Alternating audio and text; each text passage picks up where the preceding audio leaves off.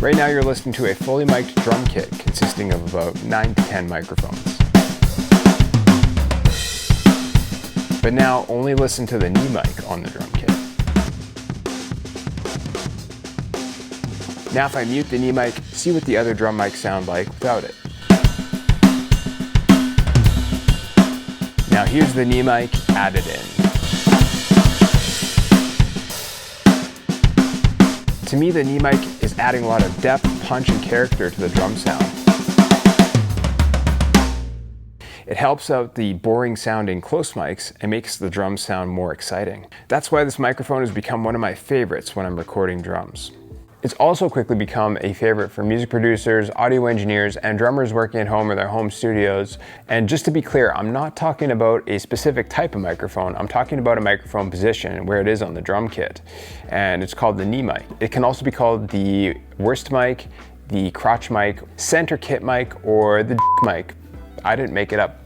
Look it up, it's out there. I'm gonna show you how to position this mic on the drum kit, what mics that work well for this position, and then after the fact, we're gonna go through and I'm gonna show you how to process this mic so you can get the most out of it. So there's no actual huge secret on how to position this microphone. You simply take a microphone, and in this case, it's a dynamic microphone, a Shure SM57, which is a common mic used on snare drums and guitar cabinets. I think they're around $140 Canadian, brand new. Grab like 7 of them. You can use them on anything. They're great. So right now I'm pretending like I just didn't take this down and I'm setting it up again. Got my short stand. I like a short stand because with normal mic stands, the boom arm is hard to get low enough to be horizontal with the kick because it doesn't get flat enough. If you're putting a ride cymbal here, it kind of interferes with it. So short stand or a medium-sized stand, it's the best option for the knee mic.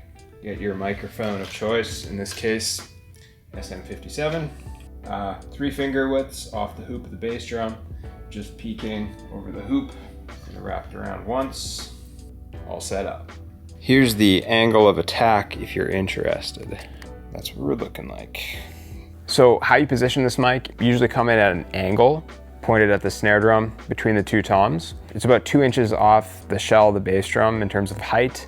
You want the capsule of the microphone over about 1 inch of the bass drum hoop so that we get a good helping of snare, but also a little bit of bass drum as well. You see variations on this position all the time. Some people put it higher, some people put it back over the shell of the bass drum, but this is a good general starting point for this. Remember to always check your phase. Of course, with this microphone, I find it's sort of finicky between getting the phase right with the kick and the snare close mics. So just always check your phase with this microphone, which you should always do when you're recording drums anyway. The goal of this mic is not to pick up a single part of the drum kit, since that's what our close mics are for. This mic is meant to pick up an entire picture or a balance of the entire drum set. So there are a lot of different microphones that you could use for the knee mic position. It just depends on what kind of sound and what kind of vibe you're going for. If you don't have many mics in your mic collection yet, don't worry, because you can actually use almost any kind of microphone for the knee mic position. Cheaper mics actually sound really good in the knee mic position because we're trying to capture more of the vibe and the character of the drum kit anyway. A really great first option for a knee mic would be a Shure SM57, which is exactly what I was using at the start of this video. Here's a smashed up and dented Shure SM58 that I got for like 20 bucks at a garage sale. You could also lean into more of a lo-fi vibe with the knee mic and pick up something like this, which is a copperphone mic from Placid Audio, or one of my favorites, the telephone mic from Faca Audio. Or you could go on the other end of the spectrum and use something like a large diaphragm condenser. Or you could go darker and use something like a ribbon microphone. The Electrovoice 635A, which is an omnidirectional mic, meaning it picks up from 360 degrees around the mic. This mic isn't super lo-fi sounding, it's not super hi-fi sounding, it's got a little bit of vintage flavor to it.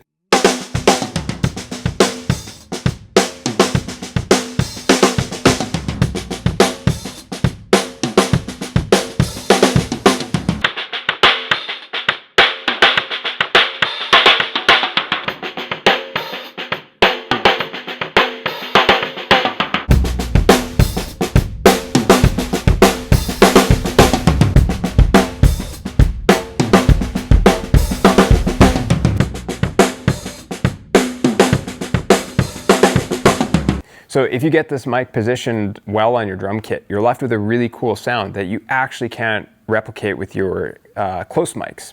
The close mics are super close to each drum and you're getting a very immediate sound from every part of the drum kit.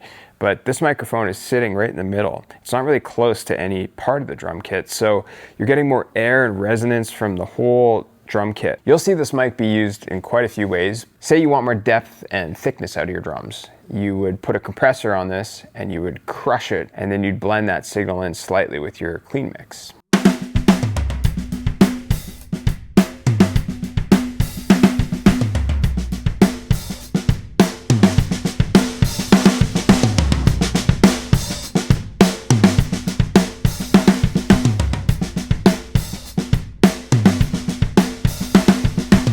Or maybe you want more attack, so you could add a transient shaper to this mic.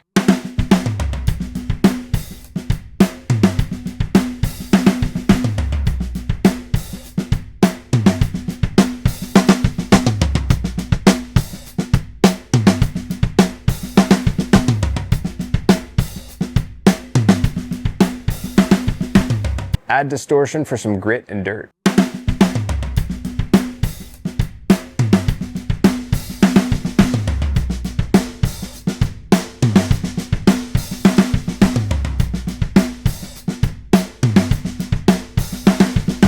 Give it some reverb and you get some space and ambience.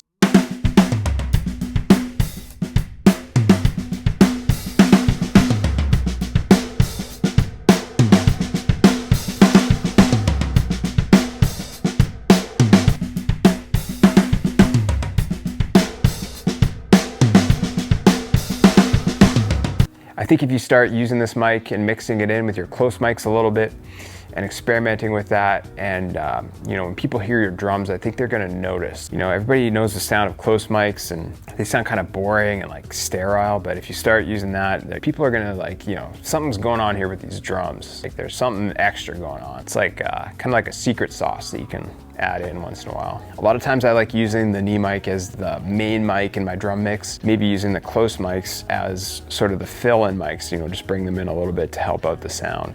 I like using this mic when I'm trying to go for like a vintage drum sound or like an old school drum sound. We think back to how drums were recorded in the 60s, it was like with 1 or 2 mics. So using this in this position, it sounds old school without really like having to do much to it. It's kind of like how drums were recorded back in the day. So there you go, that's the knee mic, the crotch mic, the wurst mic, whatever you want to call it. That's it. I hope you found this sort of inspirational enough to try this out in your own drum recordings. I hope you do, because it's really fun and it sounds awesome.